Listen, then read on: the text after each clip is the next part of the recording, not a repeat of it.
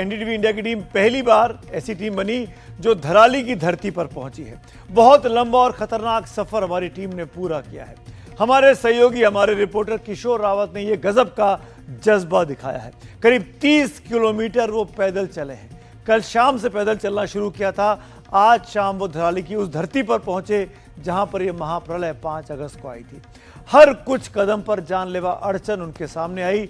सड़कें टूटी हुई थी, पुल टूट चुके थे, फिसलन भरे जंगल के रास्तों से वो गुजरे जहां पर कोई इंसान नहीं जाता, वहां किशोर रावत जा रहे थे। किशोर के हौसले ने उन्हें पूरी तरीके से मजबूत बनाया और उन्होंने हाईवे के रास्ते बगैर जंगल के रास्ते को अपनाया। रास्ते में वो गिरे, फंसे, लेकिन नहीं रुके। नतीजा आज वो आपके लिए जो तस्वीरें लाए हैं वो अब तक किसी ने आपको नहीं दिखाई हैं। आपको याद होगा 5 तारीख को जब धराली की तस्वीरों में एक आदमी मलबे से निकलकर बचता हुआ आगे बढ़ता हुआ दिखाई दे रहा था, एकमात्र सर्वाइवर की तस्वीर जो सामने आई थी। आज धराली पहुंचने के बाद हमारे सहयोगी किशोर रावत ने उस व्यक्ति को खोज लिया। ये वो तस्वीरें आपके सामने स्क्रीन पे चल रही हैं। 5 तारीख को वो जान बचाने की जंग लड़ रहे थे। आज वो खड़े होकर पूरा किस्सा बयां कर रहे हैं। उन्हें बोलते हुए देखना बहुत ही मार्मिक अनुभव है और यह खुद एनडीटीवी इंडिया ने अपने आप महसूस किया है। धराली गांव में आए सैलाब की तस्वीरें सभी ने देखी और एक तस्वीर ऐसी थी जो उसमें सैलाब में से एक व्यक्ति उस दलदल से, कीचड़ से जान बचाते हुए जैसे तैसे बाहर निकल रहा था। वो हमारे साथ मौजूद है। बलबीर सिंह पंवार इनका नाम है और बलविंदर सिंह पंवार है, इनसे जानता हूँ। मैंने आपसे सवाल किया कि आपसे बात भी कर रहा था कि उस समय मंजर क्या था और आपको लगा था कि बच पाओगे? नहीं, बिल्कुल नहीं। क्या चल रहा था उसमें मन में? आज सर मन में मौत थी बस। कैसे भी या तो वो मकान, क्योंकि सारे टूट चुके थे। मेरे आस पड़ोस के सारे मेरे सामने यूं टूट के दब चुके थे। मेरे पास 2 ही ऑप्शन था, या तो मैं नीचे जैसे बाकी टूट रहे हैं एकदम से उसमें निकल जाऊंगा अंदर, या सामने से मलमा आ रहा था रीलिंग तोड़ते हुए मेरी तरफ को। क्या मतलब मलबा रहा था? वो तस्वीर कैसी थी? क्योंकि आप सबसे ऐसे व्यक्ति थे जो आपने देखा और बचे। बिल्कुल सर, देखा क्या, मैं तो पूरा मतलब मेरे सामने चलता रह रहा। मैं उधर भी देख रहा हूँ, 2-3 आदमी लड़के थे उधर, एक दूसरे जगह 2 जगह 2 और फंसे थे। परिवार याद आया कि सर, भगवान सब कुछ मैं ये जानना चाहता हूँ क्योंकि ऐसा समय आता है कि आदमी को 2 चीज़ें याद आती है, अपना परिवार। तो सर हमारे नीचे, मैं भगवान के पास मैं ऊपर चढ़ा तो मैंने नीचे हमारे वहाँ कल्प केदार मंदिर रहता था। सुबह उठते ही जैसे हम उठता था मैं वहाँ से सबसे पहले वहाँ बाकी काम था। कल्प केदार ने बचा लिया आपको? बिल्कुल बचाया है, लेकिन मैं जब देखा तो कल्प केदार नहीं था, वो बिल्कुल दब चुका था। तो फिर क्या देखना था, फिर बचा ही क्या था मेरे सामने। Sir sir sir sir sir sir. आपके चोट भी लगी थी, आप बता रहे थे? हाँ सर, ये भी लगी है। ये वो वायर कट, ये पूरा कट गया आंख था। पर वायर लगी है जब वो तार टूटा था बिजली का, और ये चोट लगी है। ये खुशकिस्मत थे। और पंवार जी, कहना तो नहीं चाहिए, ये आपका गांव था, आपने देखा था, हरा भरा गांव, खुशहाल गांव था। आपको लगता है कि ये गांव दोबारा बस पाएगा?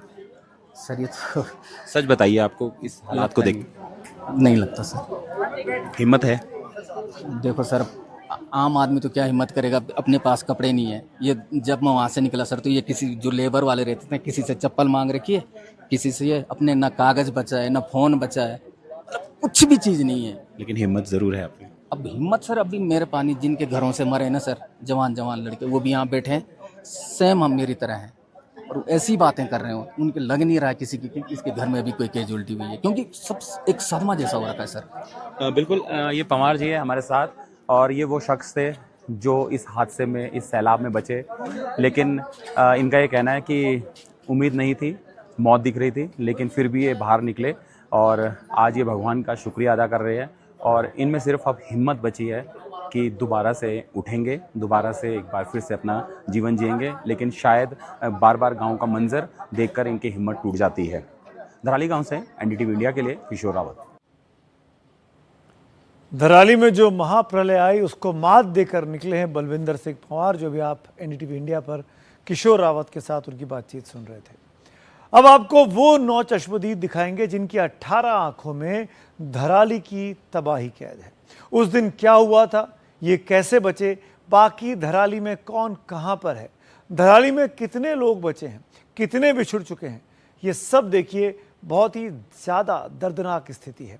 हम तो प्रार्थना ही कर सकते हैं कि ईश्वर सबकी रक्षा करे। घर पे थे भैया और यहाँ हमारे देवता की पूजा हो रही थी, मेला था। घर खाना खाने गए थे सब, बस शाम को मेला होना था, बस इसीलिए यहाँ पे हम लोग घर गए थे, तैयार होके आना था। बस थोड़ी देर में 1-1:30 बजे वो मंजर देखा हमने, भागते भागते यहाँ चले गए, ऊपर चढ़ अपनी गए। जान बचा के। बस परिवार वालों का कुछ तो हमने गंवा दिए हैं, कुछ लोग हमारे हम में से बिछड़ गए हैं। हमारे देवर था एक 28-29 साल का, वो भी हमने खो दिया आज। बस और क्या बोल सकते हैं, बोलने के लिए हम मतलब नहीं, मैं समझ सकता हूँ, क्योंकि किसी का जाता है तो उसी को ही पता होता है। हाँ जी।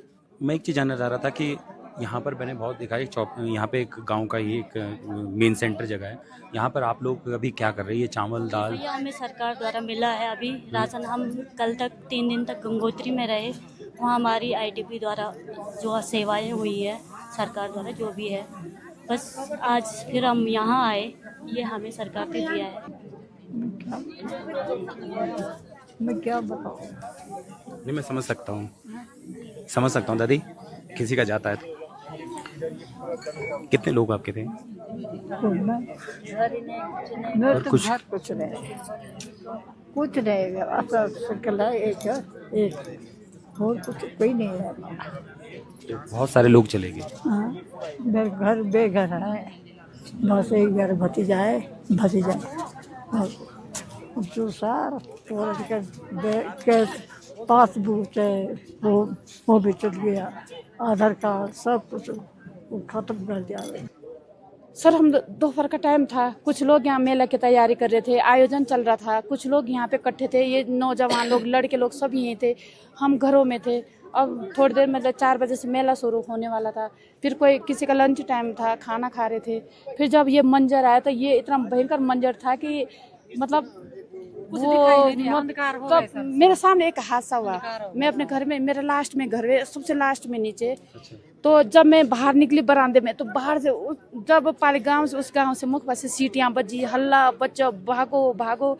फिर मैं बरामदे में, इनका ये आवाज़ कहाँ से आ रही, तो मैंने कहा कुछ न कुछ होने वाला है शायद ना, उन्होंने संकेत दे रहे हो या हो सके हम ये जिसका जल स्तर बढ़ गया।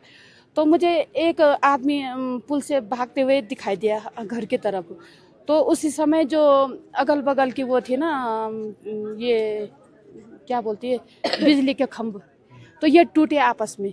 तो जो ये केबल थी, तो उस आदमी ने उस केबल को ऐसे पकड़ा मेरे सामने। तो तब तक पीछे से इतना भयंकर बहाव आया कि वो उस केबल के साथ लपेटे हुए आदमी निकल गया हमारे सामने। फिर हमने कहा ये फिर हमने जो सोरा के अंदर हमारे ससुर जी थे, सासू जी थे, सबको जगाया आप लोग? हाँ, उनको खींच, उनको बोला चलो इधर, सब लोग इधर भागे। ये लोग जो यहाँ पे थे ये इधर भागे, हमारा लास्ट में था सब। हम बारिश इतनी मोटी हो रही थी, हम कुछ नहीं, मतलब जैसे थे हालत में वैसे निकले। अचानक से यही अंधकार हो गया सर, यहाँ पे आवाज आई सर। हम तो यहीं पे थे सर, मंदिर पे पूजा में थे सर सारे।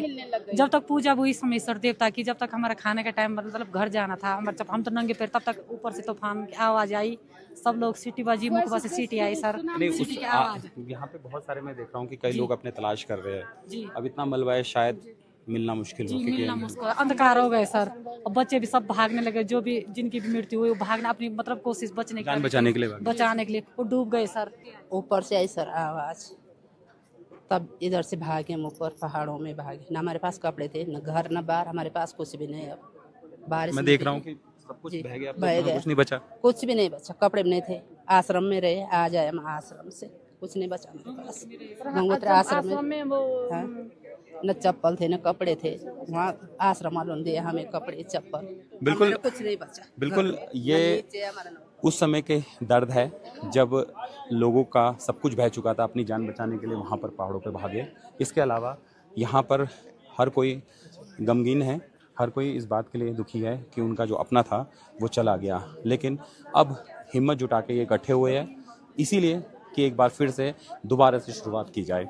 लेकिन जिस तरीके से हालात है जिस तरीके से यहाँ पे हर किसी का कोई ना कोई गया है, कोई ना कोई रिश्तेदार गया है, तो शायद इनको इस दुख से उबरने के लिए एक लंबा अरसा निकल जाए। 5 तारीख को 1:25 से या 1:25 या 30 मिनट के आसपास वो भयंकर प्रलय आई है। और ये आप सामने देख रहे हैं, ये घर देख रहे हैं आप, तो इस जगह पे धराली पूरा गांव खत्म हो गया है। और पूरा जो ये बाजार था, एक ये 4 धाम का जो गंगोत्री धाम है उसका पर्यटन का हब था ये धराली। और यहाँ कम से कम 60 से 70 होटल थे और ऐसी 50 से 60 घर थे, वो पूरी तरह तबाह हो गए हैं और हम लोग पूरी तरह बर्बाद हो गए हैं। और यहाँ पे कम से कम अगर मैं आदमी की कैजुअलिटी बताऊँ तो वो 40 से 50 और कुछ आगे भी बढ़ सकती है, क्योंकि अभी तो पूरा मलबा आया है। मलबे उस दिन तो यहाँ पे काफ़ी रफ्तार से यहाँ पे जैसे बम बारूद गिरते हैं, जैसे मतलब आता है फटता है, वैसे तरीके से यहाँ पे जो है ये पूरा रेत जो है मलबा पूरा एक साथ आ गया सर। उस टाइम में जो है मेरे पापा ने मेरे को कॉल किया था। कॉल करने के बाद 1 घंटे के बाद मतलब 1 घंटे तक वो मतलब उससे पहले बोले थे, 1 घंटे तक उनकी कॉल जारी थी, बट उन्होंने उठाया नहीं। क्या बोले वो? उन्होंने बोला कि मेरे को बचा बेटे, मैं जो है मतलब मलबे में आधा डूब चुका हूँ, मेरे को बचाओ, इतना बस बोला सर। उसके बाद फ़ोन कट गया। ये एक घर है जिसमें अभी भी घड़ी 5 बजा रही है। समय लगातार चलता है, लेकिन जो सैलाब था वो अपने साथ सब कुछ बहा के ले गया। हम अंदर जाने की कोशिश करेंगे इस घर में, और जिस घर में आप देख सकते हैं कि किस तरीके से यहाँ पर मलबा है। ये एक बेडरूम हुआ करता था और ये बेडरूम पूरी तरह से अब मलबे के ढेर में है। यहाँ पर चलना मुश्किल है और मैं तस्वीरें दिखाऊंगा। ये 2 मंजिल घर था और यहाँ पर करीबन 4 से 5 फीट मलबा है। घड़ी ज़रूर यहाँ पर समय बता रही है 5:06, लेकिन उस समय का जो मंजर था वो शायद इसी घड़ी ने देखा होगा, लेकिन समय अपने हिसाब से चलता है। बहुत भयंकर मंजर था। हम लोग सीधा जो है सीधा भाग के अपनी जान बचा करके चले गए और सीधा तब 4 दिन हम यहाँ जो है गंगोत्री में आश्रम में रहे, गुजराती आश्रम में। आज वहाँ से आए हैं सारे लोग इस गांव के। ठीक मेरे पीछे ये सैलाब के निशान हैं। ये 2 मंजिल घर हुआ करता था, लेकिन आज पहली मंजिल में आप देख सकते हैं कि कहाँ पर कितनी तादाद पर ये मिट्टी मलबा यहाँ पर जमा है। पूरा घर बंद है। ये एक रिजॉर्ट हुआ करता था, यहाँ पर बेहतरीन लकड़ी का काम हो रखा था, लेकिन शायद अब ये पूरी तरह से बर्बाद हो चुका है। यहाँ पर अगर देखें तो इस जगह से तस्वीर दिखाऊं कि ये देख सकते हैं कि मलबा कहाँ तक है। पूरा मलबा यहाँ पर बढ़ गया और इसने सब कुछ तहस नहस किया और सब कुछ यहाँ पर बर्बाद करते हुए आगे की तरफ निकल गया। जो कुछ किशोर और किशोर के कैमरे ने कैद किया वो वाकई में परेशान करने वाला है। अब देख रहे थे मलबा कहाँ तक आया हुआ था और ये हो सकता है उस मकान का 2nd या 3rd फ्लोर हो, यानी 25 से 30 मीटर तक की ऊंचाई तक, फीट की ऊंचाई तक माफ़ करिएगा, वहाँ पर पूरा मलबा कीचड़ भरा हुआ है जो उस दिन महाप्रलय के तौर पर आया और लगभग पूरे धराली को लील गया। धराली तक पहुँचने के रास्तों में तमाम बाधाएं आ रही हैं। कई टीमें अभी भी रास्ते में हैं, रेस्क्यू भी प्रॉपरली नहीं पहुँच पाया है, लेकिन हमारे सहयोगी एनडीटीवी के मेरे सहयोगी किशोर रावत पैदल रास्ता तय करते हुए वहां तक पहुंचे हैं। करीब 30 किलोमीटर वो पैदल चले हैं। पहाड़ और जंगलों को पार करते हुए धराली तक वो पहुंचे हैं। हमारी बाकी और 3 टीमें भी धराली के रास्ते में हैं। उसमें हमारी सहयोगी मीनाक्षी हैं, अंकित हैं और रवीश रंजन शुक्ला हैं। वो किसी भी क्षण ये तीनों अब धराली में पहुंच सकते हैं। क्या पहुंचेंगे, क्या इनका कैमरा दिखेगा, वो तस्वीर भी आपको दिखाएंगे। लेकिन जो रिपोर्टर रास्ते में सफ़र तय कर रहे हैं और धराली तक पहुंचने की कोशिश कर रहे हैं, उन्होंने दिन भर में हमको ये रिपोर्ट भेजी है। आप ये ज़रूर देखिए। जान को जोखिम में डालकर लक्ष्य तक पहुंचने की ललक है। रास्ते में फंसे बीमार को बचाने की जिद है। यहाँ पर देखिए प्रशासनिक अमला भी फंस गया। हर रिपोर्ट को आप तक सबसे पहले पहुंचाने का जोश है। संकट से उबरने, हालात को महसूस करने की संवेदना है। धराली के रास्ते की अड़चनें भी एनडीटीवी के संवाददाताओं को नहीं रोक पाई। इसकी मजबूत मिसाल पेश की किशोर रावत ने। धराली के रास्ते में गंगनानी पहुंचकर रुकना पड़ा क्योंकि आगे जिस पुल को पार करके जाना था वो पुल ही बह गया। ऐसे में एनडीटीवी संवाददाता किशोर रावत ने इस गहरी खाई को पार करने के लिए एक अलग और चुनौतीपूर्ण रास्ता चुन लिया। मैं इस वक्त गंगनानी में हूं और हमारे जो सहयोगी हैं किशोर रावत, जो कि देहरादून के हमारे सहयोगी हैं, वो इस रास्ते से आप देखिए कि नीचे उतरे हैं। आप देखिए कितना खतरनाक रास्ता है और इस रास्ते से वो नीचे उतरकर और फिर उन्होंने इस नदी को क्रॉस किया है और फिर वो ऊपर तक पहुंचे हैं। तो आप तक रिपोर्ट पहुंचाने के लिए उन्होंने इतना खतरनाक रास्ता चुना है। हालांकि ऊपर जो है वो नेटवर्क न होने के वजह से काफ़ी सारी दिक्कतें आती हैं, लेकिन आप देखिए कि ये बिल्कुल खड़ी एकदम चढ़ाई और उतराई है और यहाँ से जो है वो किशोर रावत जो हमारे सहयोगी हैं वो नीचे तक गए हैं। नीचे बहुत ही गहरी खाई है और ये भागीरथ नदी है। यही वजह है कि अभी तक एनडीआरएफ और एसडीआरएफ की भी जो टीम है वो धराली तक नहीं पहुंच पाई है, लेकिन ये जो जोखिम है वो इसलिए उठाई ताकि वहाँ जो फंसे लोग हैं, उनकी जो समस्याएं हैं, उनकी जो ज़रूरत है वो देश दुनिया तक आ पाए। तो अभी बेली पुल तैयार हो रहा है, लेकिन इस तरह के अस्थायी रास्तों के ज़रिए भी तमाम सारे जो एनडीआरएफ एसडीआरएफ के लोग हैं वो धराली पहुंचने की कोशिश कर रहे हैं और उसी टीम के साथ हमारे सहयोगी किशोर रावत भी हैं। यानी किशोर को पहले खतरनाक ढलानों को तय करते हुए नीचे उतरना है और फिर पहाड़ के ऊपर चढ़ना है, तब जाकर वो दूसरी ओर पहुंचेंगे और धराली की ओर आगे बढ़ेंगे।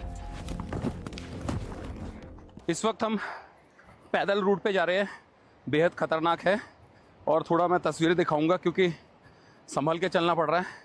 ये थोड़ा रोड देख सकते हैं, पैदल है ये पूरा और काफ़ी डाउन स्ट्रीप है इलाका और यहाँ से थोड़ा सा पैदल की तरफ आगे बढ़ रहे हैं और यहाँ पे कुछ 2-4 लोग स्थानीय लोग थे जो लेके हमारे साथ आ रहे हैं और ये पूरा रास्ता पैदल है।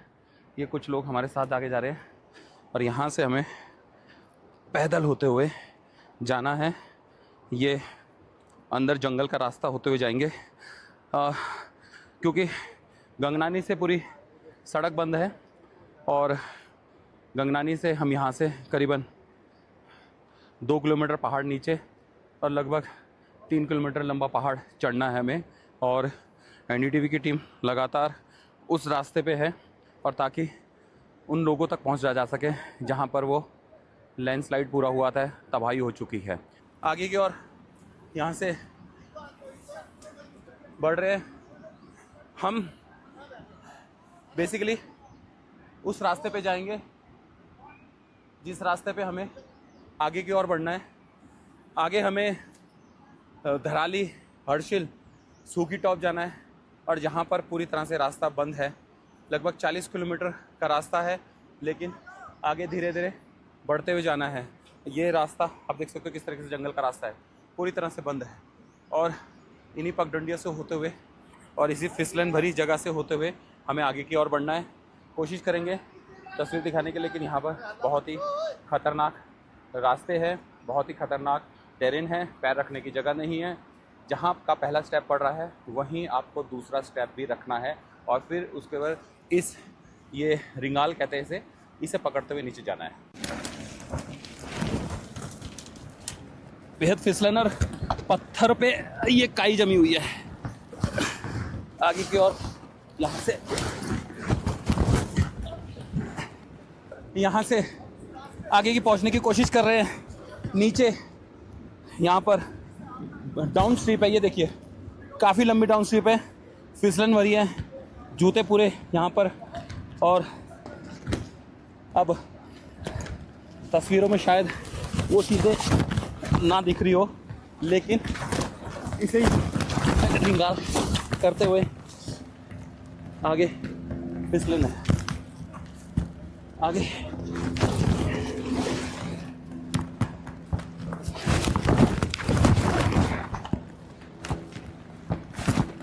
फिसलन पूरी तरह से आगे।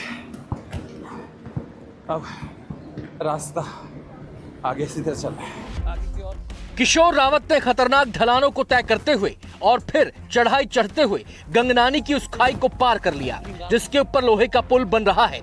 आगे बढ़ने से पहले आप उस पुल को देख लीजिए, जिसे बहाल करने के लिए तेजी से काम चल रहा है। जिस स्तर पर रेस्क्यू ऑपरेशन वहां पर होना चाहिए, इसके लिए जो उपकरण चाहिए वो अभी भी वहां पहुंच नहीं पा रहे हैं। और उसका सबसे प्रमुख कारण कई जगह पर रोड टूटा हुआ था, लेकिन उसके बाद गंगनानी, अगर उत्तरकाशी से आप गंगनानी तक पहुंच जाते हैं तो ये जो पुल आप देख रहे हैं, करीब 100 फीट का जो पुल है वो बह गया था, जो हमने आपको पहले दिन भी दिखाया था, वो टूटा हुआ है। और उसके कारण जो भारी उपकरण हैं वो कम से कम यहाँ से आगे नहीं जा पा रहे हैं। यहाँ से करीब हरसिल जो है वो करीब 25 किलोमीटर के आसपास है, और उसके बाद फिर आपको वहाँ से जाना पड़ता है धराली के लिए। सारे एक्सपर्ट्स बता रहे हैं कि धराली गांव जिस तरीके का, कस्बा जिस तरीके का होता था, 80% अब वो बिल्कुल तबाह हो चुका है। एनडीटीवी की टीम जब धराली के रास्ते पर आगे बढ़ी, तब ऐसे कई लोगों से मुलाकात भी हो रही है जिन्हें खराब मौसम और बुरी तरह से बिगड़ चुके रास्तों से जूझना पड़ रहा है। हमारे सहयोगी रवीश रंजन शुक्ला को रास्ते में ऐसी ही एक एम्बुलेंस मिली। ये एम्बुलेंस फंसी हुई है, शायद किसी जो है मरीज को लेकर जा रही है, लेकिन दगाना पड़ेगा, धक्का लगाओ। ये इस तरीके की दिक्कत इसमें सामने आ रही है दूर दराज के इलाकों में। और ऐसे तकरीबन आप कह सकते हैं कि उत्तरकाशी से लेकर और गंगनानी तक ऐसे 4 बड़े लैंडस्लाइड हुए हैं, जहां पर सारा जो सड़क है वो धंस गई है। अब आप देखिए, एम्बुलेंस फंसने से ये पूरा सड़क मार्ग अवरुद्ध हो गया है। हम भी इनकी मदद करते हैं क्योंकि निकालना बहुत ज़रूरी है इसको। अंदर घायल है और बाहर पूरा मड है।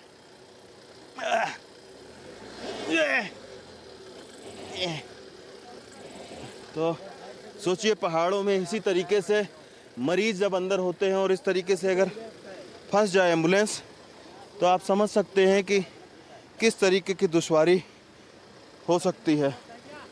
इसको निकालना बहुत ज़रूरी है एम्बुलेंस को, क्योंकि अगर एम्बुलेंस नहीं निकली तो एक तो घायल, और दूसरा क्या है कि पूरा रास्ता जो है वो ब्लॉक हो सकता है। एक बार फिर से कोशिश करते हैं।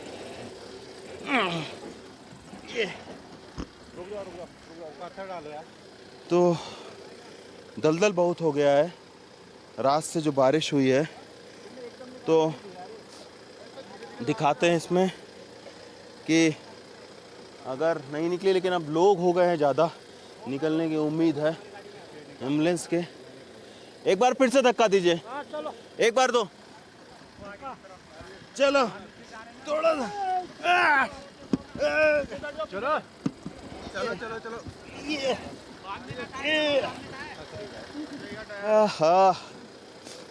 काफ़ी धंस गई है नीचे। टायर पत्थर लगाया जा रहा है, लेकिन निकलने का नाम नहीं ले रही है। पवन तिवारी के साथ रवीश रंजन शुक्ला, एनडीटीवी इंडिया।